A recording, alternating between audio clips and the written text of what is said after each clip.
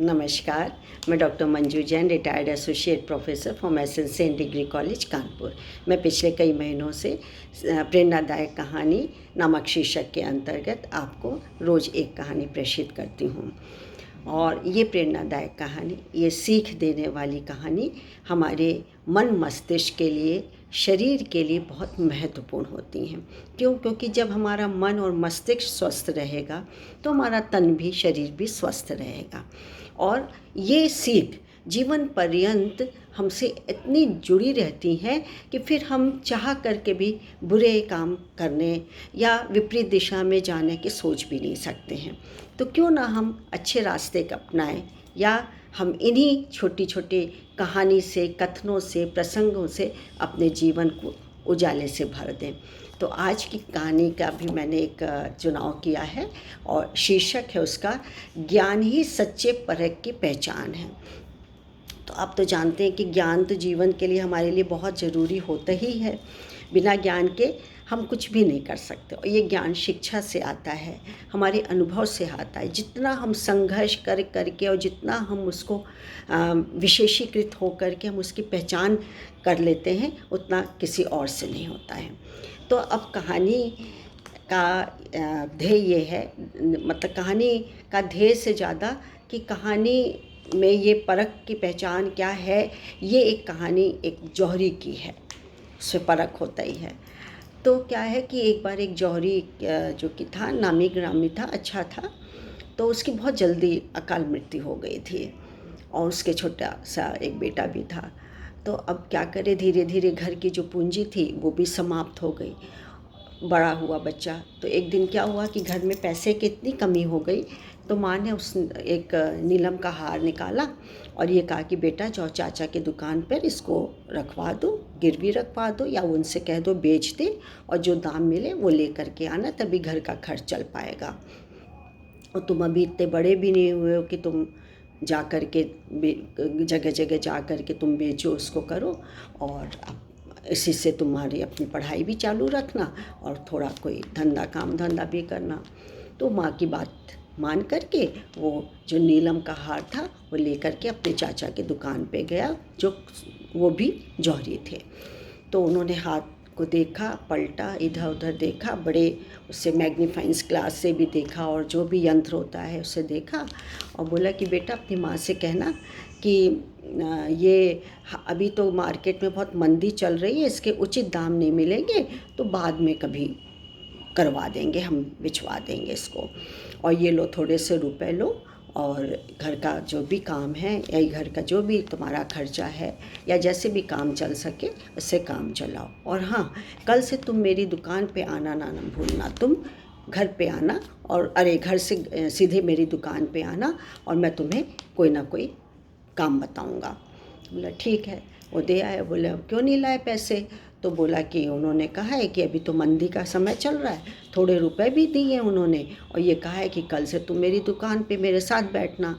तो बोले ठीक है, ये तो बहुत अच्छी बात है, तुम चाचा के साथ कुछ सीखोगे ही। सो वो दूसरे दिन से अपने चाचा के साथ लग गया काम पे।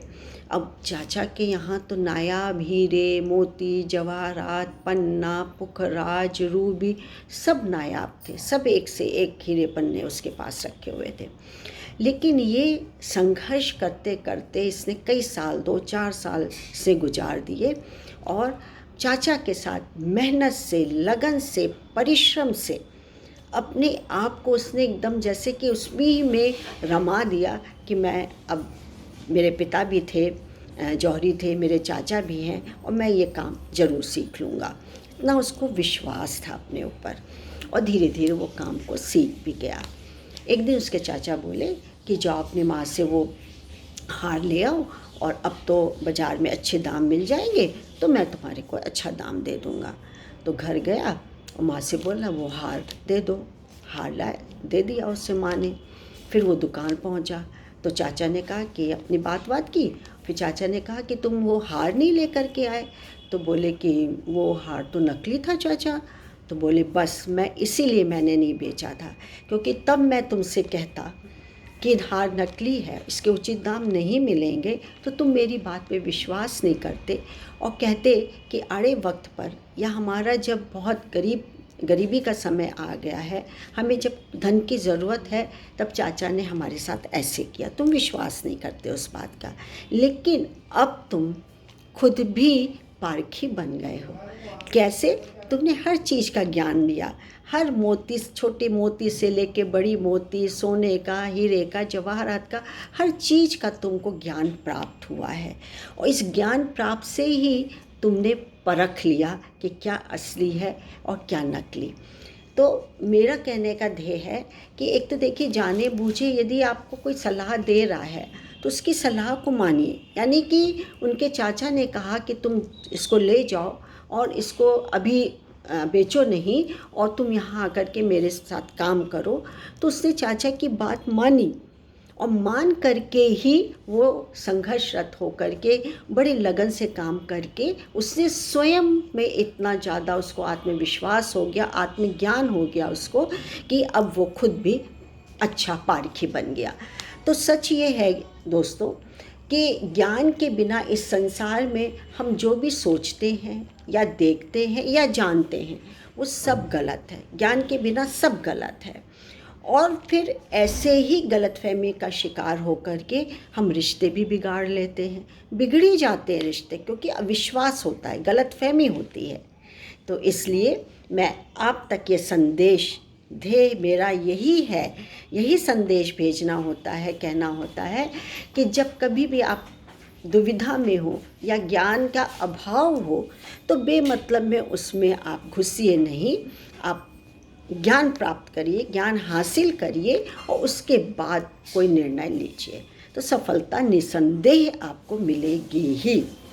और इसके लिए एक छोटा सा कोटेशन है कि संघर्ष एक ऐसा केंद्र है जहाँ से हताशाओं का व्यास कितना भी बढ़ जाए या कितना भी बढ़े, संभावनाओं की परिधि कम नहीं होती है।